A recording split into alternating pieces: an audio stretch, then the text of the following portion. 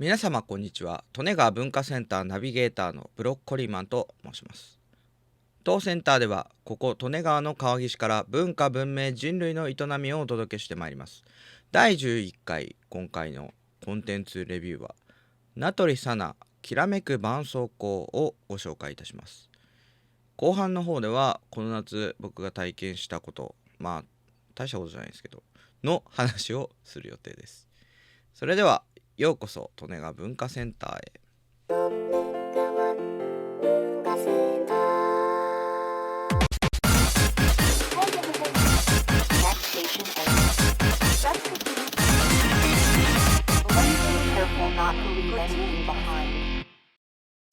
はい、名取さなきらめく絆創膏をご紹介していきたいと思います。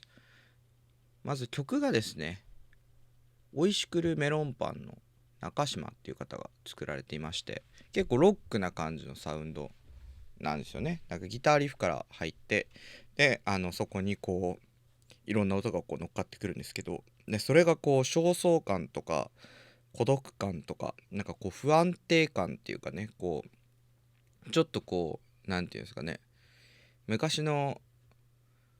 アジアンカンフージェネレーションのこうちょっとこう不安定なこう音の空間が空いてる感じっていうかねをこう感じさせるようなサウンドだったりとかして、それはすごいこうなん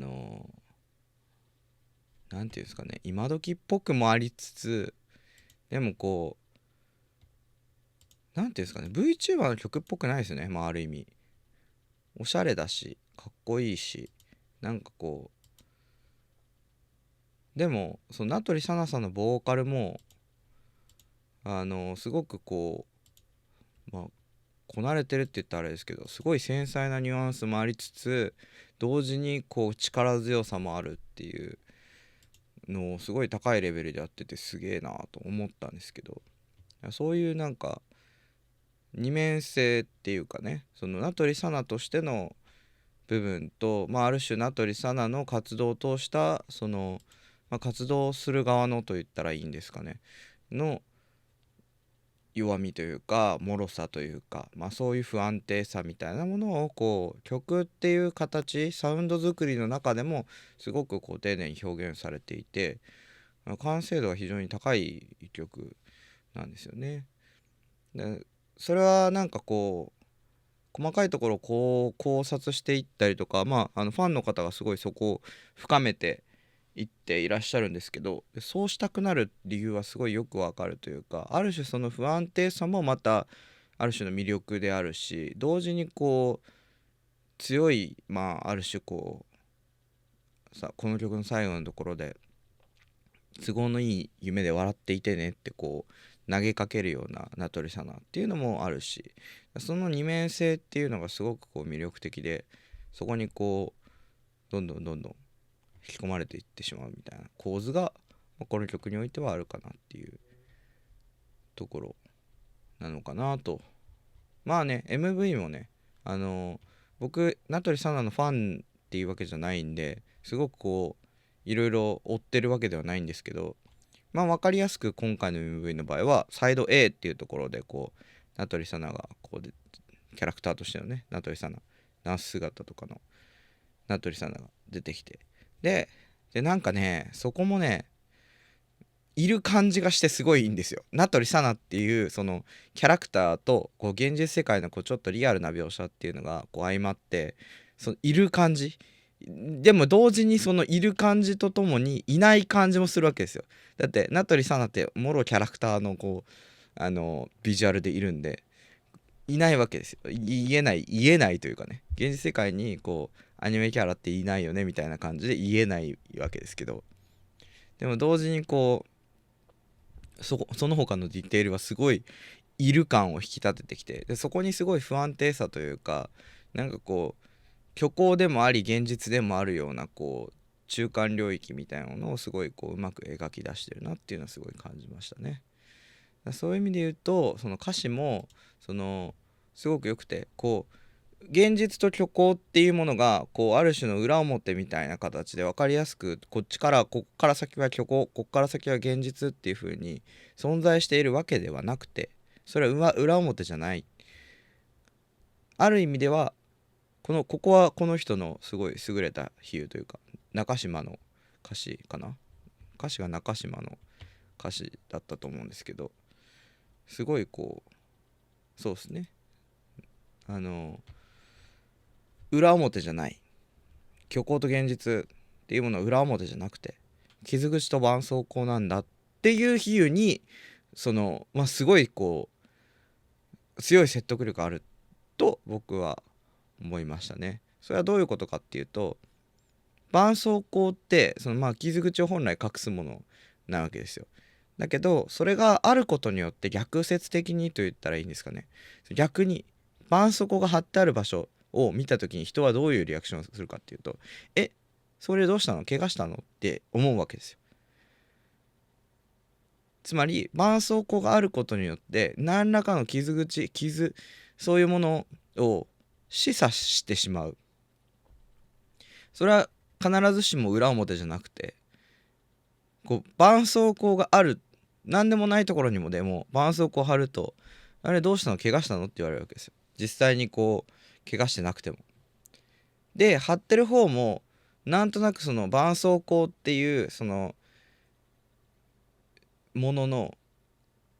なんていうんですかね、イメージ性、シグナル性みたいなものを理解してるからこそ貼るわけですよね。何もないで貼っている人だとしても、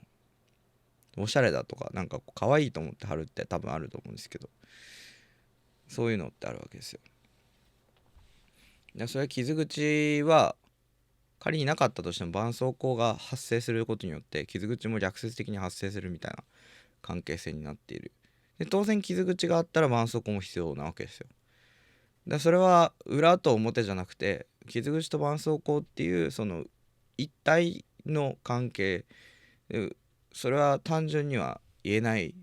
ていう、だからその裏表なんていうような言い方ではないというふうにここで訂正が入ってるというかね。でそれは実際そうで、この曲においては例えばその名取さなと名取さなの活動をやっている人っていう関係性があるわけですけど、その中においてはここの2番っていうかねの何もなく過ぎてく今日に君が意味をくれたようで、それじゃ僕の価値は何、見たくないのにっていうところがまさに傷口と絆創膏の関係性というか、普通に過ごしていると何もなく過ぎてっちゃうっていう不安が当然あるわけですよ。でそれはもう根源的な不安というか、誰しもが共感できるような不安っていうかね、何もない一日を今日もまた過ごしてしまったみたいな。だけどそこに名取さなっていうキャラクターがそう意味をもたらしてくれるんだけども、でもじゃあ名取さなっていうものが意味であるとしたら、名取さな以外の部分ってどうなってしまうんだろうっていう逆説的に傷口が発生するわけですよ。絆創膏があってそれで満たされるかと思いきや、それ以上の傷口が発生してしまうっていう、関係というか、それじゃ僕の価値は何っていうその問いに戻ってきてしまう。それは結局だから終わらない問いなんですけど、根源的なねこの自分の生まれた価値って何なんだろうっていう問いって終わらないから、見せかけの絆創膏っていうもので一度塞がれたとしても簡単にそれが癒えるわけではないというこの関係というかね。だから傷口は塞がってるけど塞がってないわけですよ。傷口に絆創膏を貼ってもねっていう関係性っていうのをすごい丁寧にですね描いていて、この曲のすごいところはそれを適切に傷口と絆創膏って言葉で取り出しているのと同時に、それを名取さなと名取さなの、活動をしている人中の人って言ったらあれですけどの関係性に落とし込んでるっていうところが優れてるというか、もちろんこれをですね MV はそうなってるんですけど、 MV 上のこの名取さなともう一人病床にいるキャラクターみたいなのが出てくる、非常に名取さなっぽいけど名取さなではないキャラクターが出てくるんですけど、このキャラクターのその関係性っていう風にもちろん捉えてもいいんで、なんかそこはね受け結構広いんですよ。こう完全に虚構内で完結するように受け取ってもいいし、その MV の前提の上ではね取ってもいいし、逆にこれは名取さなっていうこの人の中にいるその人格、現実の人間みたいなものをこうキャラクターに代表させてるんだっていう風にとっても別にいいわけだし、そこはなんかねどちらとも取れるように作られてるなと思っていいなと思いますね。でそこがなんかこうはっきりしてしまうと、今度はなんかすごいやばい問題が出てきてしまうっていうのがあって、この間の人ってただの筒じゃないですかでも話したことなんですけど、それをね全部こう晒してしまうっていうのはすごくこう精神的には不安定になることなわけですよ。だからそこにはセーフティーラインみたいなのは絶対必要で、その点ね名取さなのオタクの人たち、あんまりすごい知ってるわけじゃないんですけど、でもなんかそこのラインって結構しっかりしてるというかね、大人な感覚の人が多いのかなっていうふうに、勝手になんとなく思ってますけどね。なんか質が高いイメージあるんですよね。やすりさんオタク気のせいかな。でもなんかこの曲に対するこう反応とかも僕ちょっと見たんですけど、やっぱなんかこう追ってる人ならではのこう深さっていうか、こうライン守ってる感じもありつつよくて、すごいなんかこういうその関係性、どうやらこう先生っていうのかな、ファンの人たちは結構なんかこういい関係性をこう名取さんと間に、もちろん歴が長くてっていうのもあると思うんですけど気づいてきたのかなって思うんですけど、でもそこもなんかこの曲の中でも歌われているなと思うところがあって、あのーまあ例えば、名取さんって結構歴が長いじゃないですか、活動歴が VTuber としての。でその中で周りの VTuber が活動を停止したりとか、なんか揉めて名前が変わったりとか、そういう風になったりし、でやってる体なんだけど全然更新しなかったりとかね、配信してなかったりとかなったりとかで、そうするとオタクからするとそれってある意味なんていうんですかね、緩慢な死みたいな、あの昔のコンテンツってそうじゃなかったわけですけど、別に供給がなくても死んでるとまでは思わなかったかもしれないですけど、でも VTuber に関しては結構強くそういうところはあって、でその可能性ってこう常にあり続けるというか、その不安は拭おうと思って拭われないというかね。だからその時にどういうふうにこのコンテンツというか名取さなというコンテンツに向き合うべきかみたいな。で名取さな自身もそれをどうなんていうんですかね、続けていくべきか、あるいは終わらせるべきなのかみたいなことに悩んだことって多分あると思うんですよ。それはなんか当然生じるというかね。その時に例えばこの曲の中であのこう、救いのない未来壊せない、都合のいい夢で構わないっていうところだったりとかで、最後に僕にとっての僕にだけの本当の救いをつかんだから刑事上の愛剥がせない、都合のいい夢で笑っていてねっていうところとか、ちょっと読むだけでちょっとうるっとくるような感じなんですけど、関係性というかね、名取さなというものが名取さなにとっても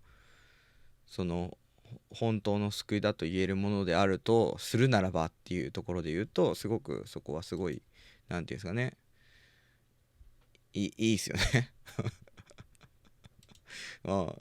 良すぎるよねここね。だってさ、そうだとしたらなんていうんですかね、こう仮にこの名取さなっていう活動が終わるとしても、それが救いだったことってもう固定されるっていうかね、変わらないなってなるじゃないですか。だったらなんかこうやれるだけやって終わってもいいよみたいなね。僕は名取さんのオタクじゃないからそこまでは言えないですけど、でもなんかそういう気持ちになるようなフレーズというか、到達感というかね、なんかこう救いっていうものにたどり着けたのであればっていう話で、すごいこういい歌詞だなと思いますけどね。そこがなんか僕にとってはこの名取さんと名取さんオタクの関係性はなんかこうちょっとある種特別なものがあるなとか思うようなところなんですけど、憧れますね普通にね。僕は全然追ってないんで、勝手に外野からこの「きらめく絆創膏」という曲を聴いて、何これすごいいいじゃんっていうあっさいあっさいところにいるんですけど、でもなんかこういうものが生まれてくること自体が幸せですよね、おそらくと思いました。まあもちろんこれはファンの視点から見てすごいいい曲であることは間違いないんですけど、ファンの外から見てもね、その VTuber という存在とかその存在のあり方みたいなところをここまで掘り下げた歌ってまあそんなにないと思うんですよまだ。で名取さん自身もこの曲に対して人生の歌ですみたいなことを言ってるのを見たんですよ僕。ちょっと調べたら。それはなんかこの間話した「それってただの筒じゃないですか」に通じるところもあって、なんかキャラクター VTuber すいません VTuber というキャラクターの話をしているんだけど、でもそれがすごい密接に本人の存在とかあり方とか生き方というかねにもつながってるわけですよ。そういうものなんですよ割とVTuber って。 VTuber というか YouTube がそれを要求してきてるのかも分かんないですけど、でもそういう側面は確実にあって、でそれをなんかもろ出しっていうかねむき出しに言うとすごい怖いことになってしまうんだけど、でもそういう側面で確実にあって、でそれをなんか芸術という形で昇華して皆さんにお伝えできるっていうその能力というかね、で実際すごくいい曲もいいし MV もすごい素晴らしいし、こういうものが出てくるっていうことはすごいなんていうんですかね、もう VTuber 文化みたいなものの円熟をちょっと感じつつ僕はありますけどね。だからぜひまあ名取さん自体はそんなに興味ないよっていう方もぜひ聞いてほしい。僕の中では2025年って豊作やなみたいな感じのには感覚でいて、特にこの「きらめく絆創膏」とそれってただのじゃないですかがかなりハマってて何回か聞いてます。何回かっていうか何回も聞いてます。ぜひ聞いてみてください。唐突に僕の今年の夏っていう話になるんですけど、それで昨日一昨日まで日光に行ってまして、日光でカードゲーム合宿みたいなね、もう31なんですけどいい年してねカードゲーム合宿をね友達が主催してくれるんで行ってたんですけどね、もうね2試合だけ2回だけ勝って、あと負けまくって負け散らかして、普段そんなに一生懸命やってないからなんですけど負け散らかして帰ってきて、で最終日の夜に麻雀でねもうここぞとばかりに勝って、なんか半チャンしかやってないんですけど1半チャンしかね、そこでは勝ってなんか全部勝ったみたいな気で帰ってきましたけど、それでなんか僕今月2、3が試験だったんですけど、中小企業診断士っていう試験の受けに行って、その後直で盛岡行って、で盛岡で3泊ぐらいして帰ってきて、でまた金曜日ぐらいからその合宿、土曜日とかから合宿に行ってっていうのでほとんど家にいなかったんですけど、なんかそれで結構夏をやりきった感が結構出てきて、でその先週あたりですかね、先週のこれまあ今の時期っていうか多分8月4、5とかあたりかもしれないですけど、めっちゃ暑かったじゃないですか。その各地で40度台みたいな、あの時がもうピークかのように、今割と暑さ落ち着いてるというか、雨降ったりとかして、関東はね、特に関東はなんですけど落ち着いてきてるんで、なんかね、夏のこの暑さのピーク去ったのかなみたいな感じになってきて、自分個人的にも夏のこの夏休みっていうかね、忙しいんですけど、休みと言いつつやること結構終わったなっていう感じになってきて、まさにフジファブリックの若者のすべてのね、真夏のピークが去ったみたいな感じにかなりなってきています。花火もね、一昨日かな、なんかダイヤ川っていう日光の川沿いに公園があって、そこで花火大会やってたみたいなんで、それもなんか最後の花火っぽいし、いいかな、ここでもう俺の夏は終わりってことでみたいな感じにかなりなってきてますね。なんか海とか山とか行こうかなと思ってたんですけど、もうね、前半でもう使い果たしました、全てをで海もさ、行くとさ、やっぱいや海で全然好きじゃないなって気持ちになるんですよね。行くとそのきらめく絆創膏のこの MV とか海出てくるんで、海とか見るとうわ海最高って気分になるんですけど、行くとね、なんかね、もういいかなみたいな感じになっちゃうんだよね、すぐ。だってさ、なんか砂浜っつってさ、こう歩くとさ、すぐ足の裏こう砂まみれだしさ、なんかもうベッタベタになるしさ、それで海水ってさ全然こうさらっとしてないのね。ベッタベタなんだよねあれ。そうわかります？ベッタベタなのもう。でこう水面下のさ、こう土や海の中のこの陸の部分、もうなんか何があるか分かんなくて、こう足つくのもなんか嫌だし、なんか刺さりそうとか、貝殻のなんか鋭いので足切っちゃってどうしようとか、なんかいやサンダル履けようと思うけど、サンダルはサンダルでなんか気づかないうちにこう流されていって、なんかどっか行っちゃってなくして帰ってくる人とかさ、そのめんどくさいことが結構海って多いんですよね、意外に。わかります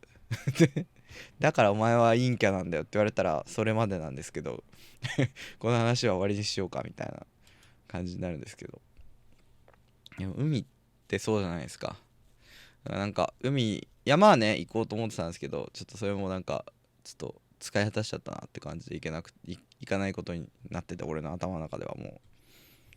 だからなんかどうしようかなみたいな。まあちょっともう8月13、まあ明日が YouTube の公開14になりますから、もう8月もね半分近く終わっていてですね、ということはですね、今年の残りって、まあ8月半分と9、9、10、11、12と4ヶ月、つまり4ヶ月半しかないわけですよ。この4ヶ月半ね、どのように過ごそうかということをちょっと考えて、それはなんか自分の人生の意味とね向き合う時間になろうかなとかちょっと考えてますけどね。はい。まあちょっと大幅に今月の前半は休んだんで、まあ後半はね頑張って動いていきたいなと思いますけど、はい。そんなわけで今日ちょっと短めですかね、終わりたいと思います。そんなことないな、今見直したら結構喋ってた。はい。利根川文化センターでは私ブロッコリーマンが注目しているコンテンツを紹介したり、生活の中で文化だなぁと思ったものについて語ったりしていきたいと思っております。皆様のお手持ちの文化文明につきましてもぜひお便りいただければと思います。ご質問ご感想などを含めまして専用のフォームを概要欄にご用意しております。そちらからどうぞお気軽にお届けください、お送りください。皆様のお便りお待ちしております。コメント YouTube でご覧の方はコメント、高評価、低評価どうぞお気軽にもう押しまくっちゃってください。はい、それでは本日の放送はここまで。またお立ち寄りください。お相手はブロッコリーマンでした。